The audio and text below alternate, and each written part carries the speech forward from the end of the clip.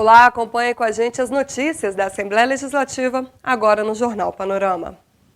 A gente começa com os destaques da primeira sessão ordinária da semana. Quem tem as informações é a repórter Nicole Espósito.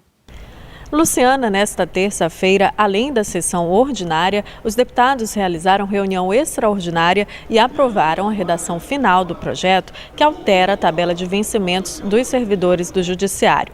Dezenas de trabalhadores acompanharam a votação da galeria e, depois da votação, vieram ao plenário agradecer o apoio dos parlamentares.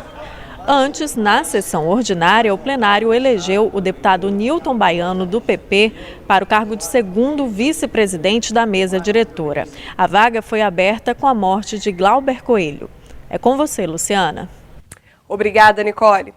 Fim das coligações, financiamento público de campanha, instituição do voto distrital. Essas são algumas propostas quando o tema em debate é a reforma política.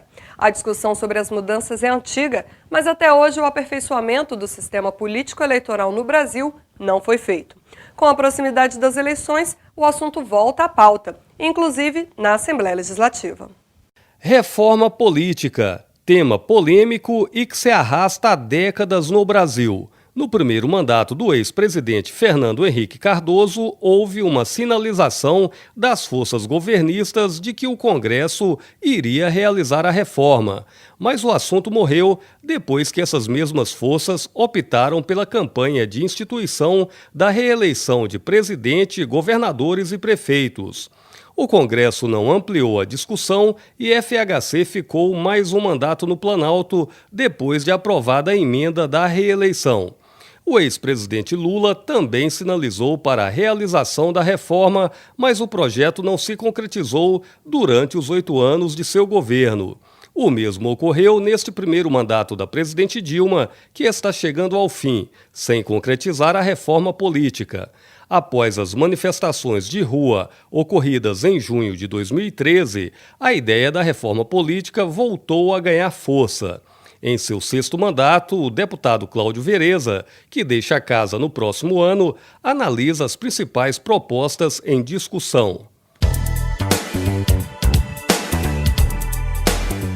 O atual sistema é o sistema proporcional. Vereador, deputado estadual e deputado federal são eleitos na proporcionalidade dos votos que o partido, ou se tiver coligado, a coligação tem dos eleitores. E a partir desse cálculo que é feito dos votos somados de cada partido, verifica-se quantas vagas o partido vai obter e os mais votados da lista do partido são eleitos.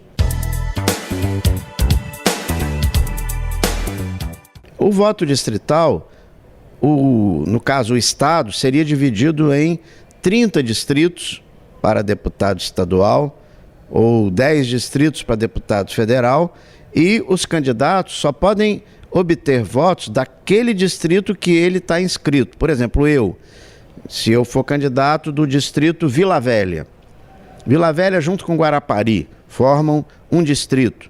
Eu só posso ter voto no meu distrito. E o mais votado de cada distrito seria eleito para a Assembleia Legislativa, formando 30 deputados distritais. Eu sou contra esse voto. No máximo, eu seria favorável ao voto distrital misto. Quer dizer, metade das vagas, 15 vagas para deputado estadual, seriam eleitos no atual sistema proporcional, 15 vagas seriam eleitos pelo sistema distrital, né? Esse eu ainda acho que é razoável. O voto em lista, o partido escolhe a sua lista de candidatos. 30 candidatos. Candidato 1, candidato 2, candidato 3, candidato 4. Quem faz a ordem é o partido, antes das eleições. E o eleitor, ao invés de votar nos nomes, ele vota na lista, no partido. De tal forma que, quando ele vota no partido, ele está fortalecendo a lista do partido. Tem 3 modelos para financiamento de campanha em debate. Um primeiro é o atual sistema que é financiado por empresas privadas ou pessoa física, privado. né, ou o próprio candidato. Esse atual sistema já demonstrou que é um sistema desgastado, ruim, prejudicial para a democracia brasileira, porque ele acaba facilitando a corrupção, a compra de votos, etc. Um segundo sistema seria o financiamento somente público. Então, haveria um recurso do governo federal distribuído para os partidos e os partidos aplicariam esse recurso na campanha de sua lista. O financiamento público, obrigatoriamente, terá que ser voto em lista, voto na lista partidária.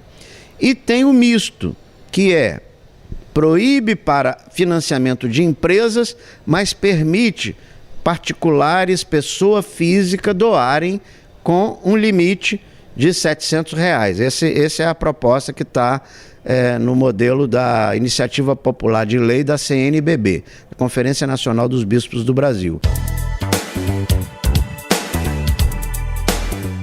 Eu sou favorável a acabar com a coligação para a eleição de vereadores, deputados estaduais e deputados federais. Porque coligação para esses 3 cargos acaba facilitando a venda de pequenos partidos, a venda de legendas, a criação de uma infinidade de partidos, não de cunho ideológico, programático, mas para barganhar espaços na eleição. Espaços e até, às vezes, recursos financeiros. Com isso, nós teríamos uma redução de partidos e a construção de partidos mais programáticos, ideológicos, partidos que tenham um programa, uma proposta clara. Eu defendo, desde a Constituinte Estadual, eu fui Constituinte Estadual, eu defendo o sistema que combine a democracia representativa por meio dos eleitos, vereadores, deputados, senadores, etc., com os instrumentos de participação direta da população. O que são esses instrumentos que existem no mundo? Plebiscitos sobre temas polêmicos, referêndum, que o Congresso aprova uma lei e depois submete esta lei à aprovação ou não do povo.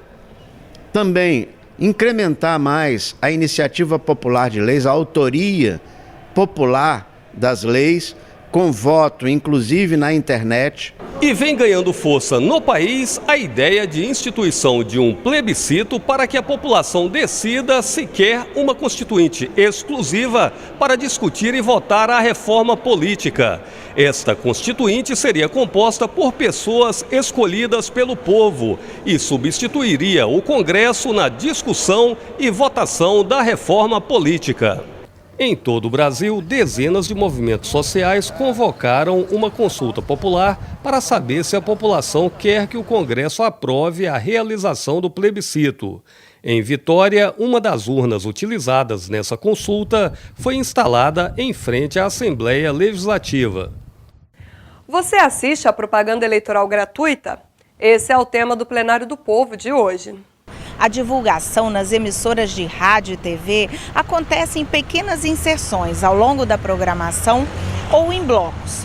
Na TV, as propagandas em blocos são veiculadas 2 vezes por dia, às 1h30 da tarde e às 8h30 da noite. Mas será que a população está assistindo os programas e acha útil a divulgação para decidir em quem votar? O Plenário do Povo veio às ruas em busca dessas respostas.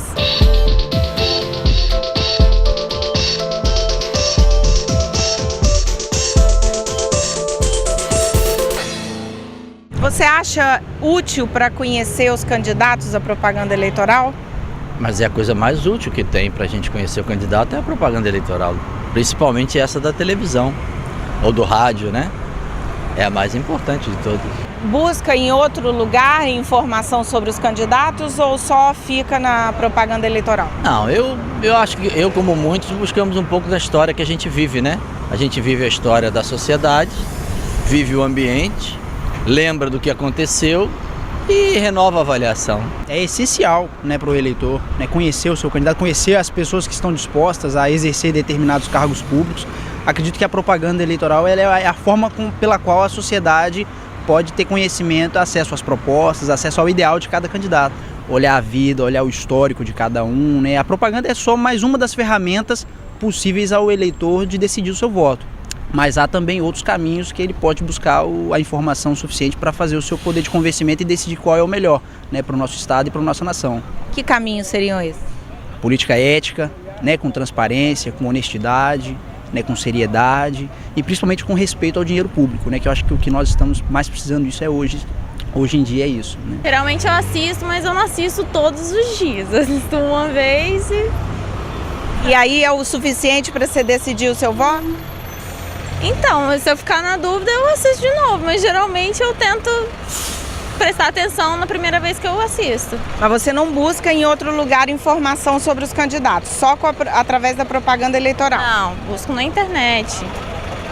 Caso eu queira saber mais, assim, mais a fundo, mas a propaganda é bem válida também. Você assiste propaganda eleitoral? Não, porque eu não tenho tempo.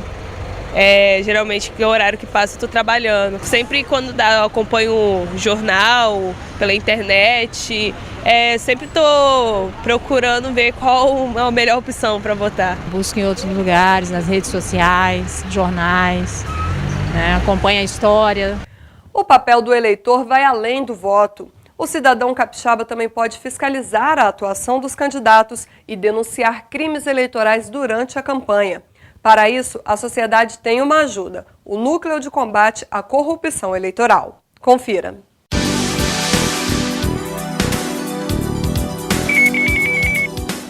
O trabalho contra as irregularidades no período das eleições ganhou um reforço dos cidadãos capixabas.